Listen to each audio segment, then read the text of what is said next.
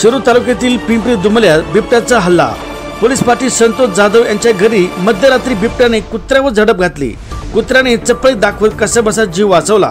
या घटनेमुळे गावात भीतीचे वातावरण निर्माण झाले असून नागरिकांनी वन विभागाकडे तातडीने लक्ष देण्याची मागणी केली आहे। RJ News 27 मराठी लाईक करा, शेअर करा, सबस्क्राइब करा।